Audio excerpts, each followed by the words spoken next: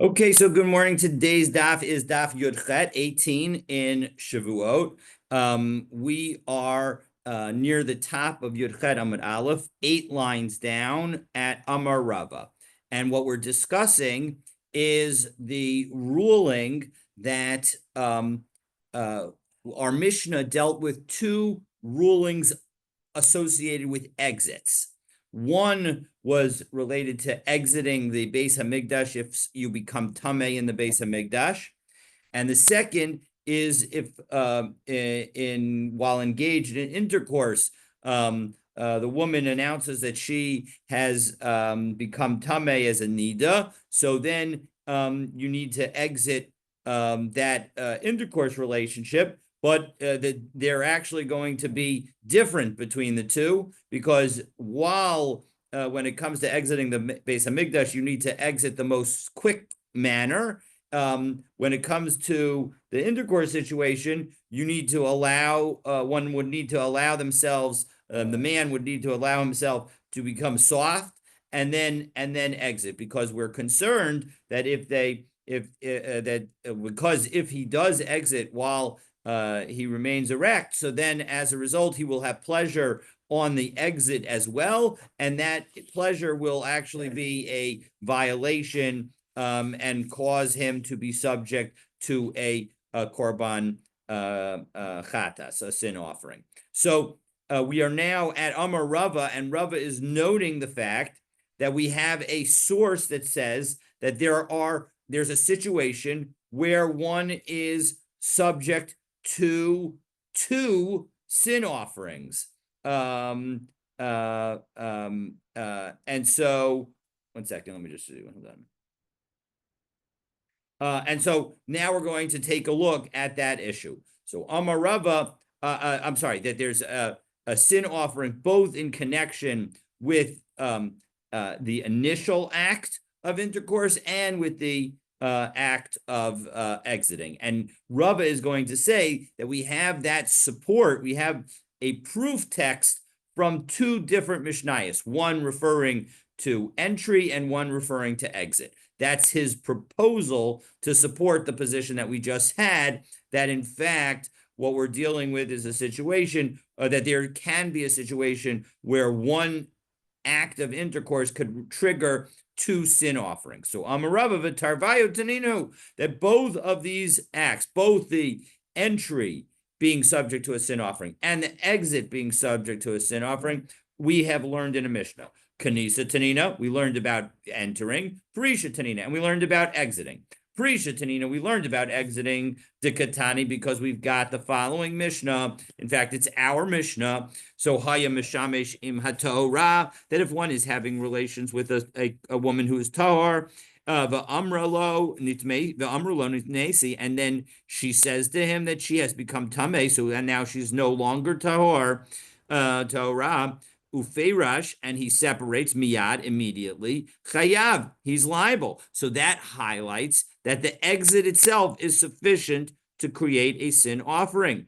Kanisa Tanina, and we also know that engaging in the relation can also trigger a sin offering, because nimtza al shalo, that if because we have the following Mishnah. This Mishnah is in Nida Perik Pasuk, excuse me, Daf Yudalit Amud Aleph, and it says it deals with a situation where after having intercourse, they're cleaning themselves up, and the question is whether they find blood on the cloth with which they are cleaning themselves up after having relations. So nimsa al shalo, if it's found on his cloth, tameyin, well, then it indicates that they are definitely tame, because certainly unless of course he has a cut on him or something along those lines. If there's no source, he's not the source of the blood. Clearly, she's the source of the blood, and so presumably it's because she became a nida. And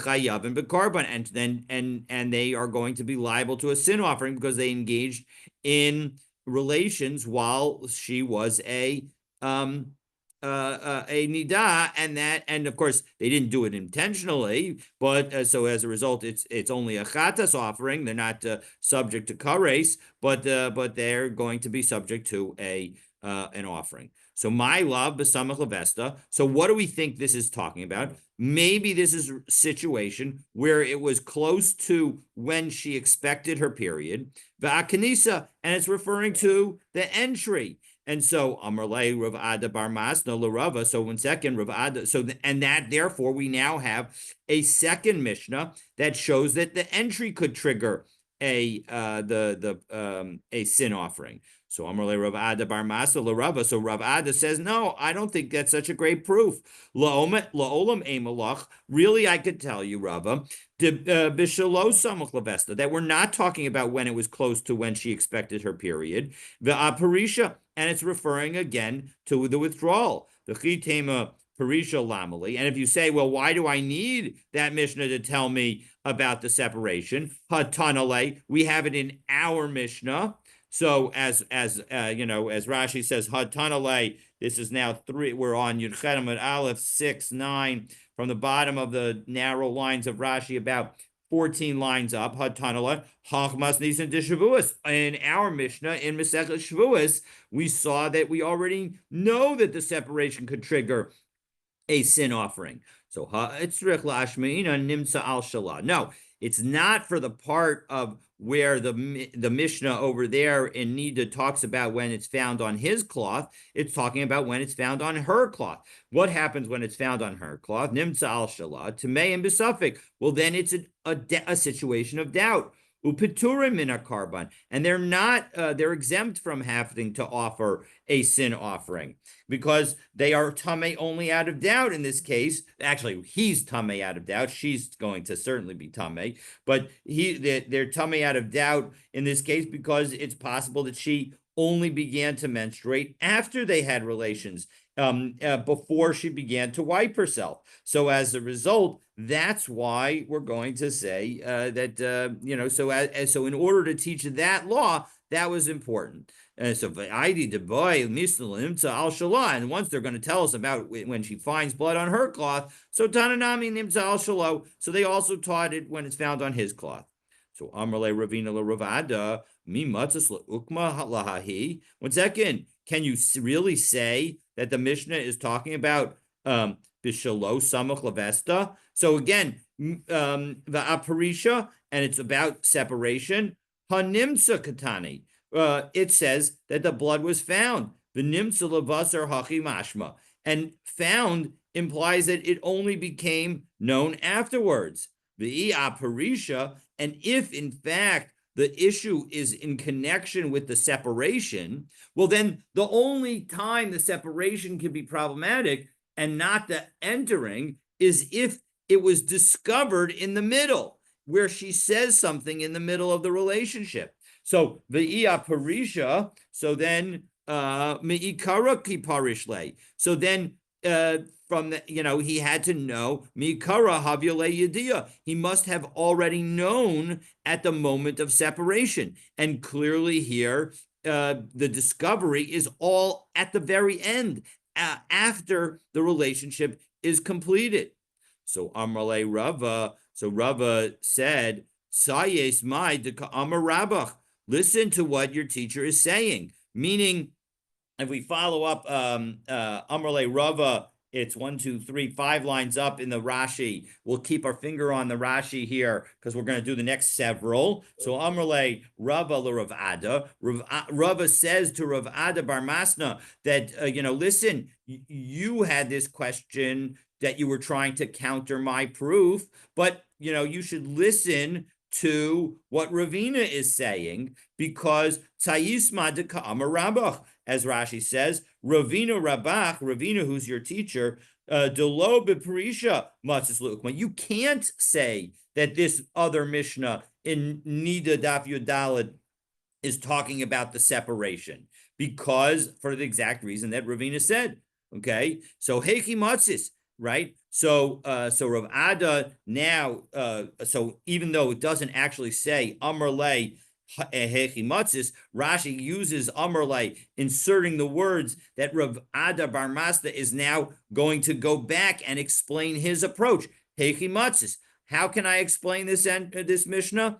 The Tanya Allah. But second, but then you need to know that there's a baraisa about the Mishnah in Meseches Nida that says the following: Zuhi mitzvos aseh shebenida shechayvin aleha. That this is the positive commandment that, with respect to Nida, that you are liable for. The im isa. Now, if it's true that that you're talking about when it comes to the initiation of the act, the entry, mitzvahs lo sasehi. That's not a positive commandment. That's a negative commandment. The only positive commandment that one can have in connection with not having relations with a nida is that if, in fact, you're in the middle of relations, so then you need to separate, and you need to separate in the proper manner. And so Amrle Hachi Meitzis, back into Rashi, third line from the bottom of the wide lines, Le'ukma B'Kenisa. How are you going to set that Mishnah up to say that it's talking about entry? The Tani Allah, because we have a Baraisa about it, he nimtza al shalo, that when he finds the blood on his own cloth, vizuhi mitzvahs aseh shebenida. That's the violation of the positive commandment associated with nida. So Amarle, Rava says back, no, itanisa. If you're going to learn that brisa and have that brisa say that we're talking about a positive commandment, chaser utni haki. You need to recognize that it's missing something, and you have to learn it the following way. Zuhi mitzvahs lo saseb shebenida shechayven aleha. This is the mitzvah this is the negative commandment for which one is going to be liable for a sin offering. Hayam mishamish im tahora. But if, in fact, add in these words, if she was in fact having relations with a tar woman, va'amralo nitmesi, and then she says that she became tahor, uperish miyad, and he separates immediately, chayav, he's liable, and zuhi mitzvahs aseh shebenida. This is the positive commandment concerning nida, namely that is how when one has an affirmative obligation to exit. So Ve'im Isa, Rashi says, top line in the medium wide lines, the Bekanisa Iri, that when we're talking about that it's entry, so mitzvahs lo sasehi, it's a negative commandment. Ve'ein kan aseh, and that itself is not the positive commandment. And so we have to add the words that would include the positive commandment. Okay, so in the end, we see that, in fact, Rava is right. Rava has shown that we have two Mishnayos, one that shows that the entry is going to trigger a sin offering, and our own Mishnah here in Shevuot that shows that the exit can trigger a sin offering. So Amar Mar, Perish Miyad Chayev, Hechiyavid. Well, 1 second. What is the person supposed to do? So Rav Huna Mishmei Derav noates and it is the Hey in Masoras Hashas changes it to Rav. Says so. Rav Huna says in the name of Rav, noates eser tziparnav bakarka. Stick your 10 fingernails into the ground to sort of like whether it's hold yourself up or cause oneself a little bit of pain in order to distract oneself. Ad sheyamos, until the organ effectively goes limp. The tuve, and that's going to be good for him. And then he'll exit, and that way he will not be subject to the penalty. So noet siparnav, Rashi tells us, third line from the bottom, or I guess fifth line of the medium wide lines at the end of the line. Kolomer ya'amid atzmo, he should hold himself up below disha without any thrusting, I guess, achi yamos ha'ever, until his organ becomes limp, and that way he will be able to exit. Amar Rava Zos Omeris, doesn't this tell us hamishamish meis ba'arayos patur, that if one engages in intercourse with a non-erect limb, so then that it's not going to be liable, because if you say that there is liability, hacha, my time of putter, well then why is there no, why is he exempt from a sin offering in the case of the situation where he's in the middle of having relations and she announces that she's tamei? What, why is he putter there if he allows himself to become limp? So mishum de anasu. No, well, he's going to be putter because he's it's unavoidable. He anasu ki perish miyad nami ni putter. But if he truly is an unavoidable circumstance, well then, even if he withdraws right away, why should he not be? He should not be liable because he's also anasu. So Amar Le Abaye explains it to Rava.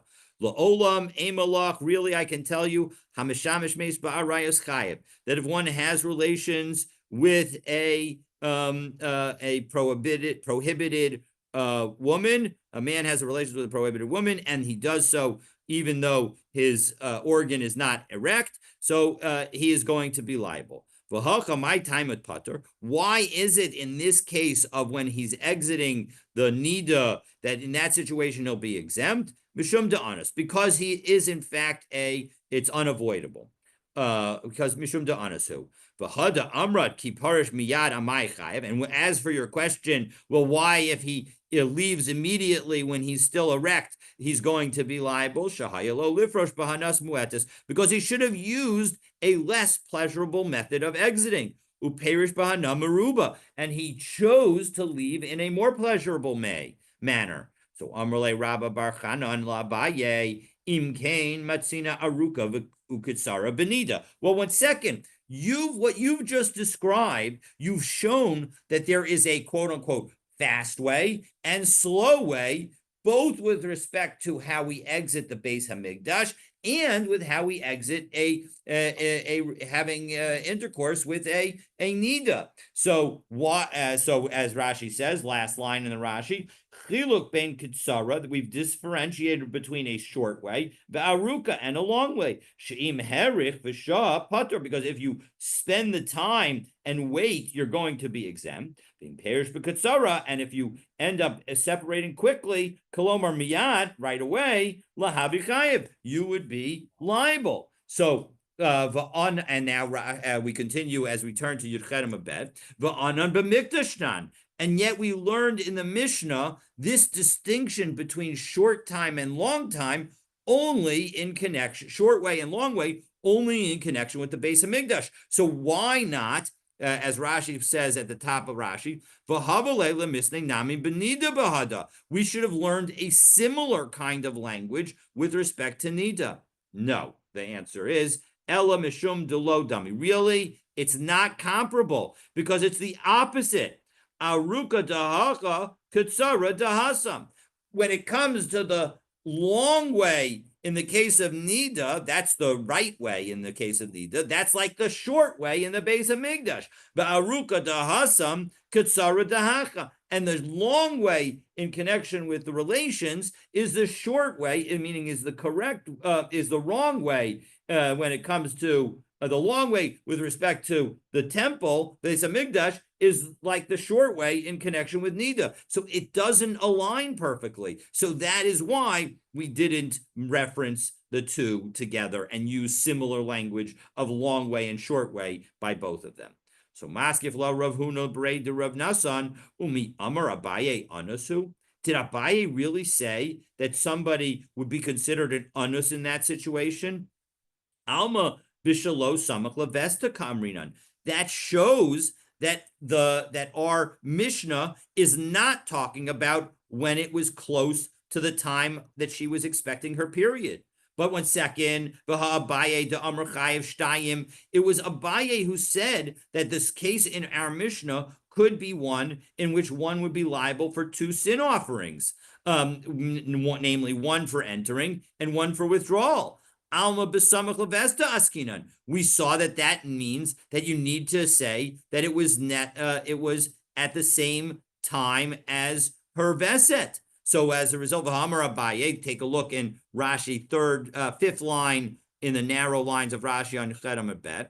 La'el amas nisin, when earlier we said in connection with our Mishnah, chayav shtayim, that you're liable to two, v'lo matzinin le'ukmei, and we weren't able to figure out what case it was. Ela b'samach levesta, we were dealing with a situation where it was close to the time she was expecting her period, and so as a result, he should not have had relations. She should not have initiated relations with her. And so the fact that he did when she was essentially expecting her period makes him liable when she actually has her period for having relations with her. And so he's subject to a chatas offering for engaging in a relation. But Talmud Chacham, and we're talking about a Talmud Chacham Lazu, but ain't Talmud Chacham Lazu. And he knows the halacha about Veses, but he doesn't know the halacha about exiting and how he's supposed to exit slowly. And so as a result, he engages. So he's made two mistakes.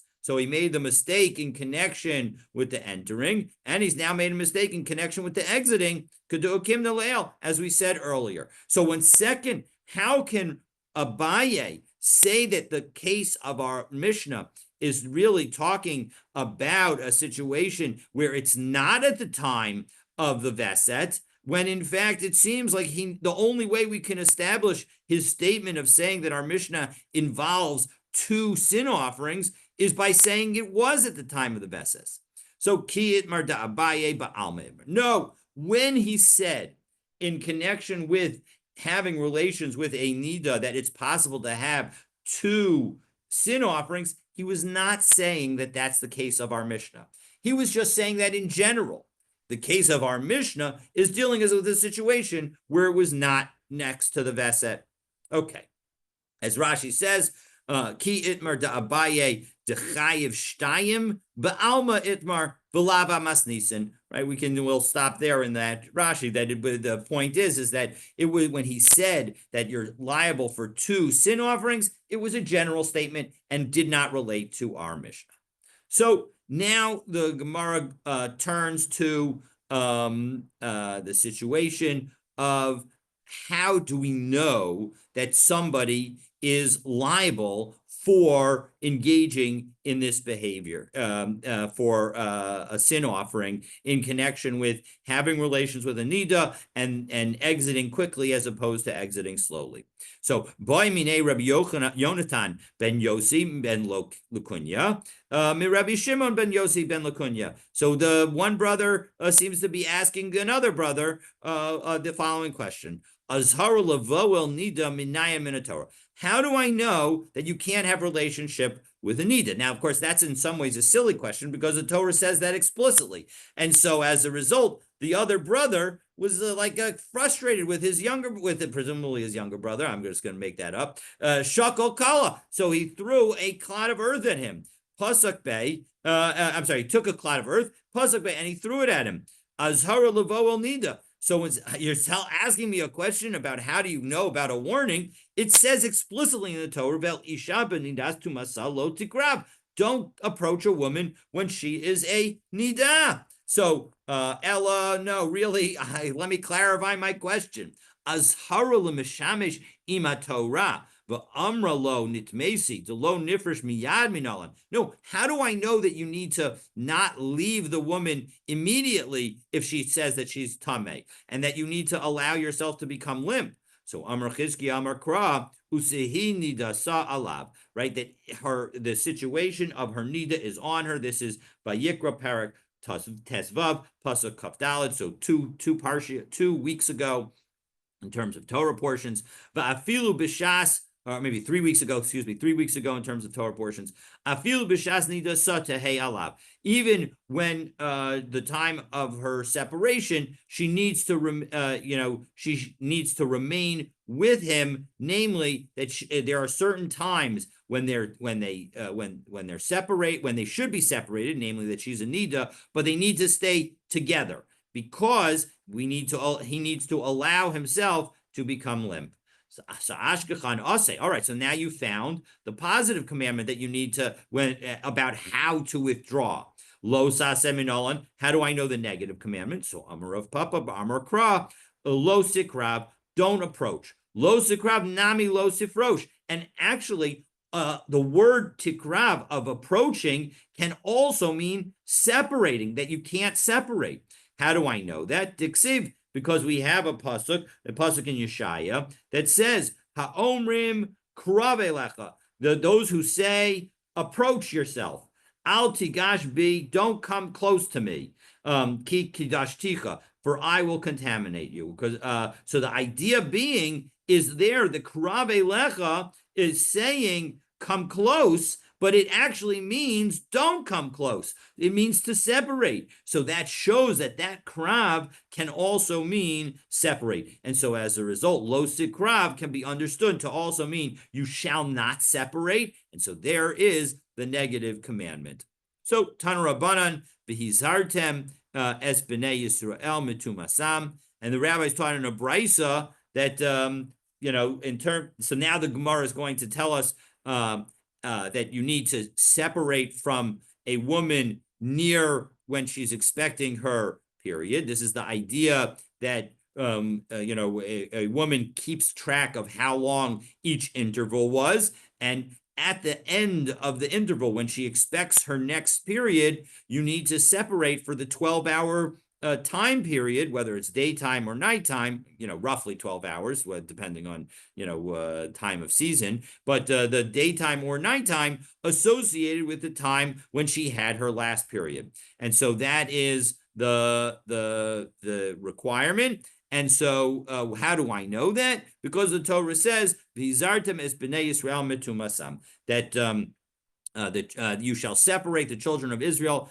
from their contamination. Amar Rabbi Yoshia, Mikan azharu livnei Yisrael sheyifreshu min shoseihen samach levesten. This is a warning for separating from one's wife close to the period time of their period. V'kama, how much time do we need to separate? Amar Rabba says ona, and Rashi says ona. It's about it's probably closer to the bottom of Rashi. It's a 15, maybe 25 lines up.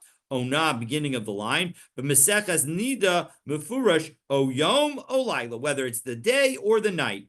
Investa bayom yifrosh kol hayom. Investa balayla yifrosh kol halayla. So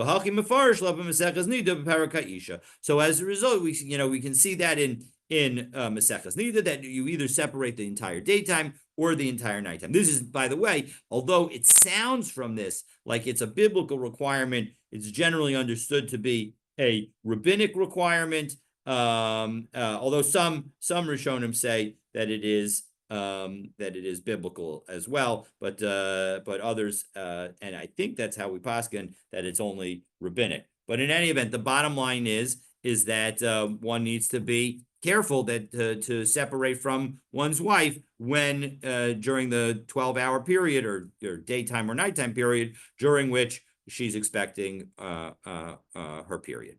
Okay, so so now what happens if you don't do this? So Rabbi Yochanan Mishum Rabbi Shimon ben Yochai Kol she'einu porish me'ishto b'samach levesta. Anybody who doesn't listen to this command, afilu havyan lo banim kivnei Aaron, even if his sons are as righteous as the sons of Aaron, mesim, they're going to die.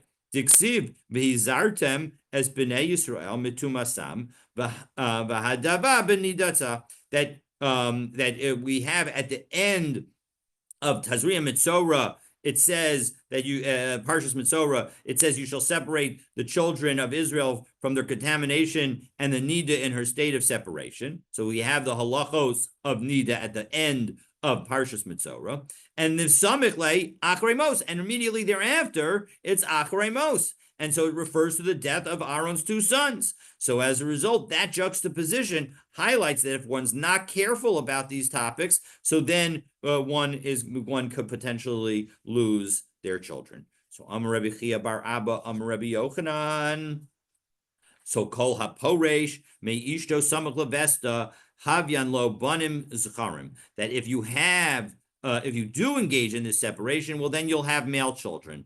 Diksiv lahavdil bein hatamei ubein hatahor, that to distinguish between those who are contaminated, those who are tamei, and those who are pure. V'samichlei isha ki sezriya v'yalda zachar, and then immediately thereafter, we have the reference at the beginning of Parshas Tazria. In fact, these are the words of that you get the name of the Parsha Tazria, of the fact that the person's having the mother's having a baby boy. Rabbi Yoshua ben Levi Amar, Havian lo banim re'uyin lahora. Not only that, but you have sons that are fit to teach Torah. Diksiv lahavdil lehorot. That is not only is you able to make a distinction, but it's also to teach. Okay, so Amar Rabbi Chia bar Abba, Amar Rabbi Yochanan, Kol Hamavdil ala Yayin b'motzei Shabbosos. Havyan lo banim zecharim. That if you make havdalah on wine at the end of Shabbos, you should merit to have sons as children. So diksiv lahavdil bein hakodesh uvein hachol. Right? It says in that to separate between kodesh and chol. This is in Parsha Shmini, and then v'samichlei isha ki Tazria. And in the next parsha, in Parshas Tazria, it says that the woman conceives. So Rabbi Yoshua ben Levi Amar, Banim Re'uyin Lahora. Not only that, again, not only does making Havdalah help with having sons, but they are going to be great sons, because it says, Diksiv Lahavdil Lahorot. Again, not only to separate, but also to teach. So Amar Rabbi Binyamin Bar Yefes, Amar Rabbi Lazar, Kol Makadosh is Atzmo B'Shas Tashmish. Anybody who sanctifies oneself during relations, Havian lo banim zecharim. He's going to have male children. So lots of different ways that one can understand it. From my perspective, Mikadesh is kedusha, and generally means that one focuses on the other person rather than on themselves. And so, potentially it could be that if you focus on the other person, so that's also going to highlight that you'll have male children. Shnei Amar, v'his kadesh tem. The Yisem Kedoshim, you should sanctify yourselves and be holy. The Samachlei Isha Ki Tazria. So, and then right after that, it says that a woman conceives and gives birth. So now we go back to our Mishnah, and our Mishnah said, Rabbi Eliezer Omer Hasheretz V'nela Mimenu. And then we had Rabbi Akiva, who said something very similar. So the idea is that we had this question, we mentioned this question when we learned the Mishnah, that what's the difference between Rabbi Akiva and Rabbi Eliezer? They seem to be saying almost the exact same thing. In fact, you can't even tell the difference between the two of them. So what is it that what's the distinction between them? Let me just find the language from our Mishnah. Right? It says, Rabbi Eliezer Omer, Hasheretz v'nela mimenu al helam sheretz chayav ve'eno chayav al mikdash. That it's only if you are forget about the fact that you're tamei, and not the fact that you forgot about the fact that you were walking into the base of Migdash. And Rabbi Akiva Omer v'nela mimenu v'hu tamei kol al ha'elam tum'ah chayav ve'eno chayav al mikdash. It's almost the exact same wording. So what's the distinction between the two of them? My benayu, the Gemara asks. So Amar Chizkiya, sheretz unevela ika benayu. Now the difference is when you had both a sheretz and nevela right in front of you, and you touched one of them, and you're not sure which. Rabbi Eliezer savar beinan adiyada ob ibesheretz itmame ibenevela itame, that you need to know which one made you tame. So that's the kind of idea. It's not enough to know that you're tame. You need to know what made you tame. Rabbi Akiva savar lo be'inan da'adiyada. Now Rabbi Akiva says you don't need that kind of knowledge. To kevan da'yada itame ba'olam. Once he knows that he's tame somehow, so lo tzarich ibesheretz itame ibenivelet itame. You don't need to know what exactly caused him. V'chein amar Ula, and Ula had the same point. Sheretz unevela ika benayu. The difference between them is when you don't know which was your source of the tuma. To Ula Rami, to Rabbi Eliezer, ad Rabbi Eliezer, because Ula pointed out what appeared to be an inconsistency within Rabbi Eliezer, Umishani, and then he explained the inconsistency in a way that made clear that when it came to the entering the Beis Hamikdash while Tameh, you needed to know whether it was a sheretz or a nevela that caused your tuma. So mi'amar Rabbi Eliezer be'inam ad yada I b'sheretz itame id b'nevela itame. Is it really true that Rabbi Eliezer requires you to know whether it's a sheretz or a nevela? Uraminu. But second, there's another brisa that seems to suggest a different position for Rabbi Eliezer. Rabbi Eliezer. Now, this brisa refers to a Mishnah in Krisus. And the Mishnah in Krisus says the following, that if you have chalev and nosar, two kinds of things that are forbidden, one is forbidden fats and one is leftovers from sacrifices that after the deadline for eating them, and they were before in front of a person and he ate one and he didn't know which, or his wife, who was a nida, and his sister were both in the house and he had relations with one of them and he didn't know which. Or it was either Shabbos and Yom Kippur somehow followed one another. This is obviously in the days before our set calendar when Yom Kippur cannot fall on either Friday or Sunday. And you did some kind of action in the Bein Hashmashos between the two, and you don't know which one you did it in. So Rabbi Eliezer rules that you're going to be liable for a sin offering. And Rabbi Yeshua says, no, you're exempt. So Rabbi Eliezer in the Brisa, it says, Manafshach. What does it make a difference which one it is? You know one way or the other that you're going to be liable. Chalev achal, chayiv. If you ate the chalev, you'd be liable. Nosar achal, chayiv. If you ate the nosar, you'd be chayiv. Shabbos chilo, chayiv. If you violated Shabbos, you'd be liable. Yom Kippurim chilo, chayiv. If you violated Yom Kippur, you'd be chayiv. Ishta nida baal chayiv. If you had relations with your wife who is a nida, you'd be liable. Akoso baal chayiv. If you had relations with your sister, you'd be liable. So Amar lo Rabbi Yoshua, Amar harehu omer. So this shows O hoda elav chatasa. No, and Rabbi Yeshua, Amar lo Rabbi Yeshua. Rabbi Yeshua is the one who disagrees. He says harehu omer. The Torah says O hoda elav chataso asher chatabo, that you have to have known the sin that he sinned.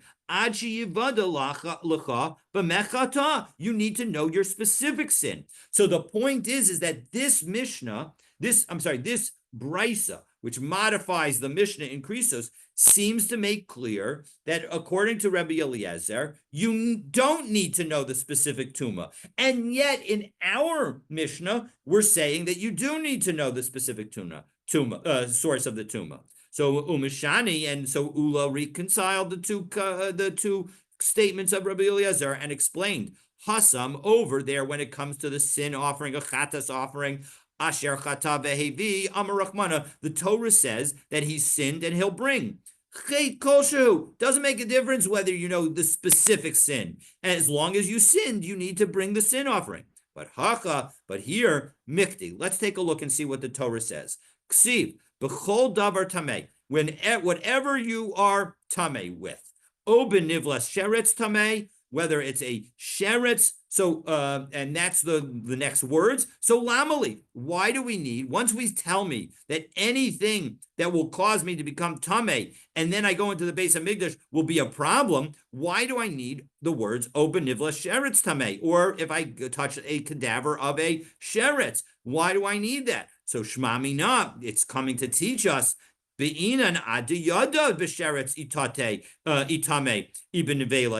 coming to tell you that you need to know whether or not you became tummy. So the point is that there's no inconsistency, because one is talking about a general katas offering that you don't need to know the specific sin, but when it comes to being tameh and going into the Beis Hamikdash, or becoming tameh and eating kodesh, there you need to know the specific thing that caused you to become tameh, according to Rabbi Eliezer.